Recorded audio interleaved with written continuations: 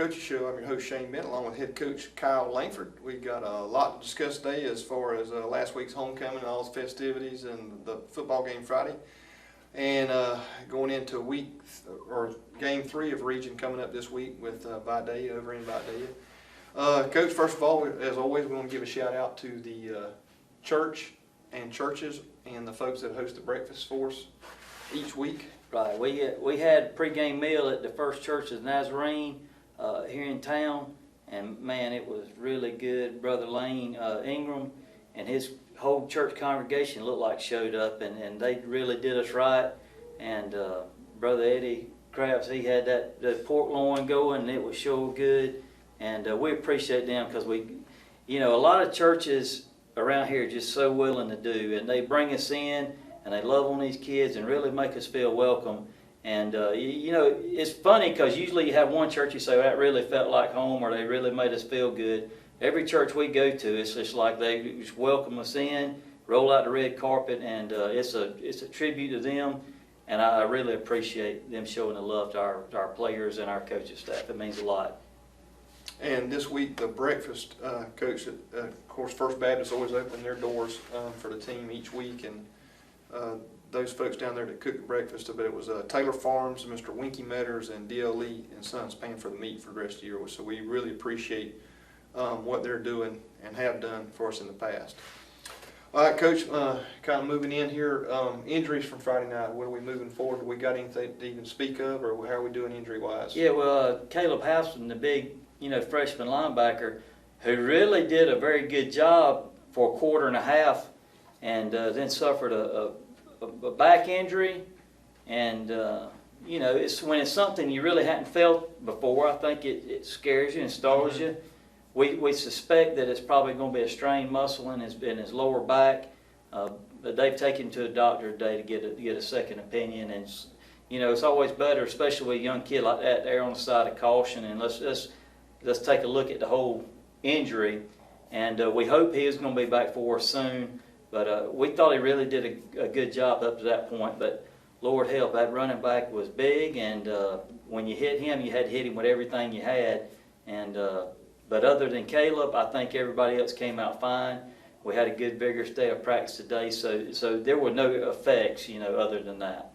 Okay. And I did hear this morning, or Randy was saying that the CT scan came back negative on a concussion, so he didn't have a concussion, so just whatever with the back. And I know with the back, the doctor said a lot of it was just being precautionary with the back injury like that. So, but on the particular play he did, he blew through the line and tackled him for a loss. Oh, it's one. And that kid hadn't been hit like that all year, and that's what we were talking about in the meeting yesterday. We've not seen anybody hit him like that, and we wish we could have seen it for 2.5 more quarters, and who knows what would have happened. When you lose a kid like him, just a physical specimen and a good player, then you have to start shuffling people around a little bit, and it makes a difference. But I thought the linebackers as a whole, played better as the game went, and did a good job. But we look forward to getting Caleb back as quick as we can and getting him back out there. All right, Coach, moving into the game last week, homecoming, we talked about last week during the coaches show about the distractions and stuff. If there were distractions, I didn't see it Friday night. The boys looked focused pre-game, going through everything. Everything looked like it was business as usual as far as the players. Even with the homecoming festivities happening pre-game, they still seemed like they came out and was ready to play football. Well, we were able to, we wanted. You don't want to sit there and hold it over their head and have them walk around and be miserable all day, because once again they are still young people and they're still kids. But once we got them out to go eat pregame meal, that's when we sort of said, hey, enough of the costumes or whatever else and the fun time. It's time to get down to business. And they snapped right in well, and everything pregame was right on the mark for us as far as preparation. And I did think we were ready to play, and I think we played hard, and I think there was good intensity there. Toombs is just a very good team, and like we talked about earlier on, there's just you make a few mistakes, and a good team like that's so physical, they'll capitalize and make you pay for it.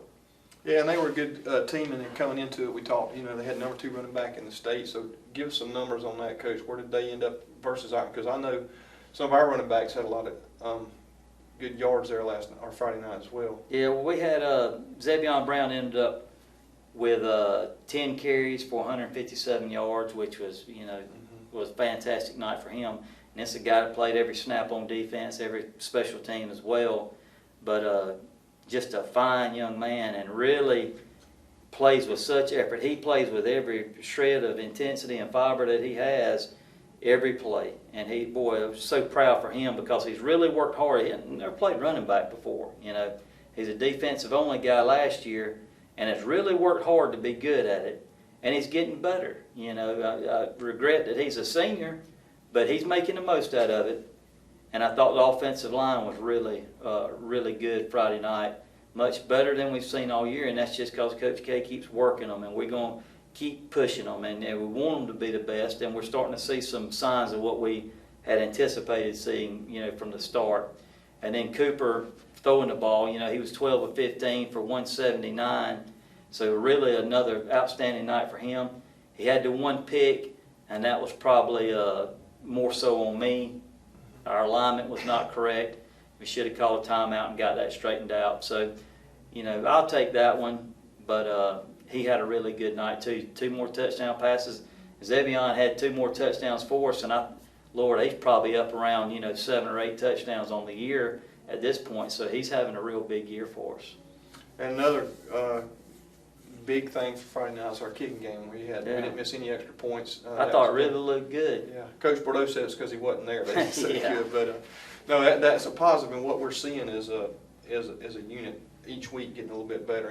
And another big thing from the week previous is we didn't see the laundry on the field like we did before. And a lot of that was with the crew. We had a good quality crew there Friday night and just let the boys play. But I think we cleaned up a lot from our standpoint, just jumping off sides and little things we were doing correct. We had the bad, if you remember back, we had the bad penalty on the 3rd and 1 coming out, where the game was still up 7-7, 14-7, and it's 3rd and 1 coming out from the far end, and we had a false start on a completed ball that would have gave us a first down. It ended up backing us up, and we had a negative play and ended up having a punt, which led to a touchdown. So we didn't have as many penalties, but that's an awful penalty to have. You got to sit in there. We knew we had a look that we liked, and then complete the ball, only to have it taken back because we can't sit still and square up in there, and so that's still frustrating. But we preach to them, and we preach to them before the game, during the game, after the game. Do what winners do to compete, and when you do that, you'll be fine. That means, am I going to be where I'm supposed to be? Am I doing what I've been coached to do? And am I giving the kind of effort that's required to win? And when we do those kind of things, we'll be successful. And so I just keep telling them that every day. We want to be winners. We want to be champions. We want to be the best. And that's fine to say that. But then on the other hand, are you doing what's required? Are you doing what winners do? If you're doing things that losers do, you're not ever going to be very successful. And our kids do that. I couldn't be happier with the way they play. Couldn't be happier with the effort. And their attitude's been fantastic. That's what's been the really most positive thing for me. There's been no negativity, and the kids know we're getting better, we're going to keep working, and then this thing's going to break loose for us soon. That's just been so encouraging. You don't see guys sitting on the bench crying and pouting. You see guys up pulling for each other, ready to go when their number's called. And we're playing a lot of guys right now, and a lot of young guys too.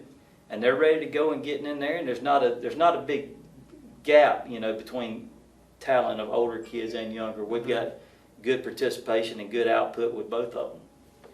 Yeah, and another thing that I noticed Friday night, you're talking about the young kids, just on the sidelines, you saw a lot of encouragement. But more so, I saw sportsmanship on both sides of the ball, from Toombs County and from Bacon County. I know in particular on the block punt, kid wipes out Dylan, comes back, picks him up, slaps him on the tail, and that's the kind of stuff that we like seeing. And our boys, we've not seen those crazy penalties we've seen in the past where just... And a lot of people were really upset about that, but they blocked the ball, Yeah, and it was... And the snap was not a bad snap, and Dylan would tell you that, But I guess it's like this. Until you punt it with the ball at the 2-yard line and your foot, you're 1 foot off the back end line, there is a lot of pressure in that. And the protection wasn't bad. We bobbled the snap a little bit. They come through and block it and really hit him, and he's 120 pounds. It's going to be bad. You know, if the wind blows hard against him, it's going to look bad. But like you said, they pick him back up, pat him on the back, and it was a very clean game. And a lot of that's attributed to Coach Morris being such a class individual that he is, and the way that he runs his program. And I know that's how we're going to run this program. So I couldn't be prouder of that. A lot less talking and a lot more action. Had a lot of receptions this week. We looked better catching the ball, and Coach Wilson has really spent extra time at practice going over that, because if we're going to throw it and we're going to be multiple, then you got to catch the ball. Right. And I think we're starting to get some things cleared up. And I feel like we're battle tested. You know, we've played good people, and you look, Berrien's having a very good year. We've been battle tested, and I think we're ready for the heart of this region deal. And we told them this morning, you know, we would, every one of us in Bacon County would like to be sitting here 6-0 or whatever it is right now. We would love that, but that's not the case. But all the things that we aspire for are still out there for us. You know, those wins are still out there for us. That opportunity to control your own destiny and get in the playoffs is still out there for us. And that's the most important thing. I want to be one of those 32 after week 10 that's got a chance to win a state championship. And this team's good enough to do it. I mean, they're good enough to be there. And I know, it's like I told them this morning also. I said, look, we ain't got to make everybody in the world believe that. Mm-hmm. As long as the 56 in that locker room and those 8 coaches believe it, that's what's important. And we still believe we're one of the best teams in the state. Well, I know, listening to Coach Morris after the game, he was very complimentary on the game plan you guys put up. But just on the team in general, I don't think they expected what they got Friday night. Right. And I'm not saying that in a negative way on his standpoint. I mean, I think we're a better football team than what they had saw on film and what they were expecting to see Friday night. And the fact is this, when you come and watch us warm up, we're not much to look at. I mean, we're a small team, and we're just a whole bunch, like watching a whole bunch of little ants on the field. We're not big guys. We don't have people that's going to scare you to death. You know, if you see Tito Brown walking around the street, you'll think he's, you know, selling flowers or something. He don't look like a football player. And but yet and still, he's one of the strongest kids on the field. And if you're going to hit him and tackle him, you better bring both hands and you better wrap him up and run him. And teams didn't, I guess they found that out the hard way because he had a big night for us. Yeah. Well, you and I talked pregame Friday. We're not going to face any team this year that we're going to say, man, we're a lot bigger than them. So we just it's not going to happen. So, but overall, we take a positive from Friday night. I know the score wasn't what we wanted to, but I think we've improved from the Jeff Davis game to the Toombs game, and a different football team, and we're in the right direction. And I think still Toombs is one of the better teams in the region. I do too. And they'll give Vidalia and they'll give Benedictine all they want, I can assure you, because they're very good up front, both sides, and we knew that going in. But, you know, here's what we preach to the kids, because it's easy to get caught up. We call the trap of winning and losing, that's fool's gold. And if you get caught up as that is your only focus, then when you lose, it's going to be the end of the world and the sky's falling, you know. But if you worry about how we're doing it, you know, how we're playing the game and why we're doing it this way and what can we do to improve, then you start to focus on things that are more important than just what the end result on the scoreboard is, because that can be frustrating at times. But the process of winning and doing it the right way, that's what gets you encouraged, because you say, okay, well, I saw where we had successes here and we had successes here. We were not as good here. Now let's clean that up. And then you start to put it all together just like a chain. You know, every link of a chain, you put it together, and then you got something that's not bad. And I think that's where we're going to end up very shortly. And I think, personally, we're going to play well Friday night. I have a lot of confidence in that. Well, Coach Wood, that's exactly what we're going to do. We'll take a quick break, and we're going to come back and talk about Friday night and Vidalia and the prep for that. So we'll take a quick break, folks, and we'll be right back.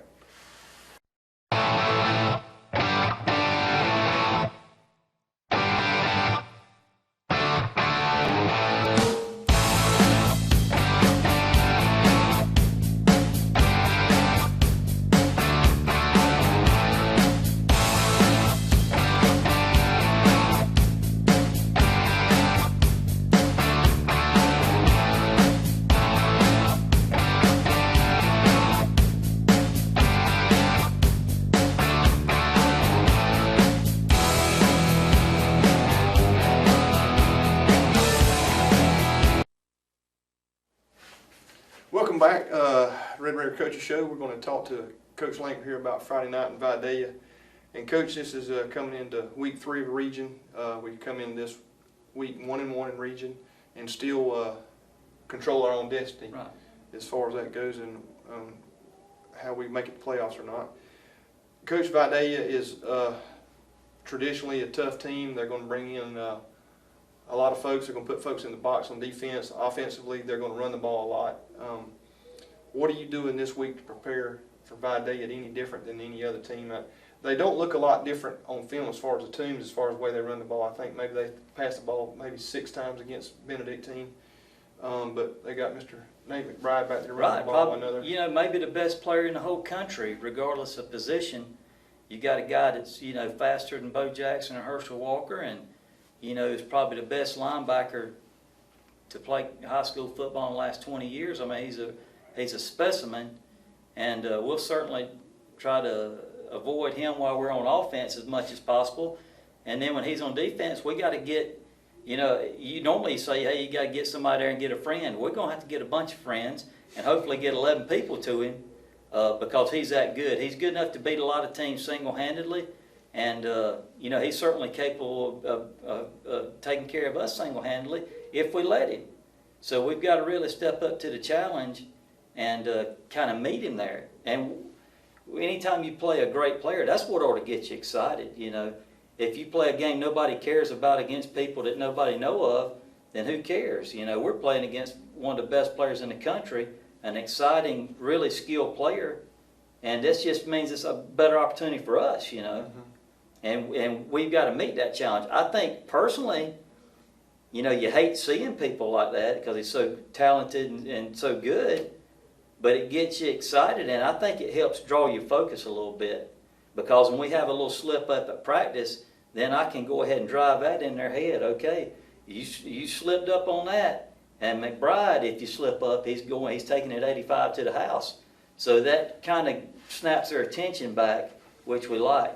Now defensively, there are 4-4 cover 3, and they are so disciplined. And one thing that I've noticed on film is if the outside linebacker is supposed to be 15 yards, 2 yards outside the hash, he's going to be there every time. It's not by chance. Everything they do is very orchestrated, and it looks really good.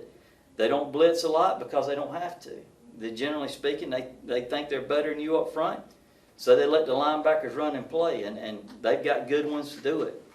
And McBride's not the only good kid. They've got really a lot of talented kids, and got a really good quarterback too, and a veteran offensive line back. And you know, they gave us a fit last year, and they have for the last couple years. So it's a huge challenge, and obviously we know they're a top 10 team in AA, and they'll be there at the end. You watch, they'll slip up in the playoffs and beat some people, and they're just a really good team. I hope we can get the kids on the bus. They might, I don't know, we might be too scared to get over there by day, I don't know, but maybe we can get enough on the bus that want to play and hit people Friday night. And I feel really good about where our kids are at right now. Well, Coach, I know you're saying that being funny, but I think Friday night teams, they proved the point with the number 2 running back coming in. They stood up to that challenge and held him. I know he didn't have as many yards as he normally does, and he was hit a few times pretty good Friday night. So I think that if nothing else, you said you preached to him about the kid last week, and they're going to be sick of hearing his name this week at McBride about what he can and can't do. So, and I know for me, I think the key to Friday nights is we got to be able to lock up and make the tackles on defense. Sure. And that was what's so peculiar, especially in the first half. We've tried to explain to them all week. I knew what the kid looked like. I've watched enough film in 21 years to know what I'm seeing on film is the truth. And this kid was a big kid. He looked like he was 200 pounds. And he's 6 foot, whatever, 6'1", whatever it was. We tell him, hey, this is a big kid. And then we got DBs flying up there trying to hit him up around the shoulder pads. It don't make any sense. You know, you're 140 pounds and you're trying to hit a grown man. And that led to plays being extended. Instead of 3 and 4 yard gains, ended up being 17-yard gains. So that's just maturity on our part. We've got to realize our limitations and realize what we need to do to be successful. And for a guy like McBride, if you try to hit him up high, he's going to hurt your feelings too. He's really going to hurt your feelings. And he may drag 3 or 4 of us with him. So it's just common sense, you know. it's the law of physics. You know, I don't want a 230-pound guy hitting him up top and him running over me. We want to be down lower and make contact down low. And it's hard to run when your legs don't move, you know. Well, they run a lot of misdirection stuff. So I mean, again, being disciplined on defense, like you talked about, their defense being our defensive ends, that we got to stay at home and do our job. And I really like the game plan this week. And you know, Monday's always an installation day, but what I see and the way we're doing things, I really like it. I think Coach Yates has put a good game plan together, and then we've just got to execute it. You know, we've got to rep it out so much that it's second nature to us. But, you know, I like our kids, and I like the way they play, and it's just time to doggone grow up. We're more than halfway through the season, and it's time to go. You know, we've got to play. So if you had to pick out one thing, Coach, what's the key to Friday night? What is it we got to look for? If we see you doing that, I mean, we got a chance at this. I mean, what's our big? If we're balanced, kind of like Friday night, you know, we never got in a situation where we had to throw it 100 times. We sort of threw it when we wanted to and ran it when we wanted to. And even the plays that weren't very good, running-wise, we're still picking up 3 yards. Mm-hmm. And that's when the zone really starts going. When you don't block the zone great and you're picking up 3 and 4 yards, that's when you know things are going right. Because when we did block it right, we're picking up 75, 45, 40, you know, that's when you start getting in big chunks. And I think the more balanced we are, the more in control of the game we were. And, you know, we got to a point where at times we want to slow it down, and we were crawling at times, eating clock up Friday night. And we'll do some of that this week too. We'd like to keep those great offensive players off the field as much as we can. I think that's only common sense for us. Yeah, and I would say Cooper's getting a better understanding of the offense. He seems to be reading the defense a lot better now. He's into about the 5th game now, really. Right. I'm able to see it. So he seems to be maturing, and the team seems to be responding to him as well. And he does. His preset read is very good. That's one thing I noticed about him. You know, he's not just, it's not like he says, okay, I'm throwing it to number 7 or I'm throwing it to number 14. He's getting his preset read. He's finding his safeties and corners. And then he knows his capabilities. You know, Cooper doesn't try to do things that he's not capable of doing. He knows he's not capable of throwing it 70 yards across the field, you know, running to his right. So he's going to do what he's capable of, and he gives receivers a chance to catch the ball. And we're very good at receiver. We have very good receivers. And when they get a chance, more times than not, they're going to pull it down. And that was the case again Friday night. We made some spectacular plays. We did have some great catches. We did, and ran great routes. Langford Snell's, you know, I still think the best receiver in the region and one of the best in the state. And if you get it close to him, he's going to catch it more times than not. And he's been really good the last couple of weeks. And again, special teams are going to be important Friday night. I mean, I know Videa brings in a decent kicker, a decent punter, so we're going to have to try to play the field position. And that's the thing about them. You know, they've been successful over the last decade doing it this way, and they're not going to change it because there ain't no reason to. They're very sound on special teams. I don't know, even watching film the last 3 years, if I've ever seen them mess up on special teams. They're just that sound, and they're well coached, and they do what they do.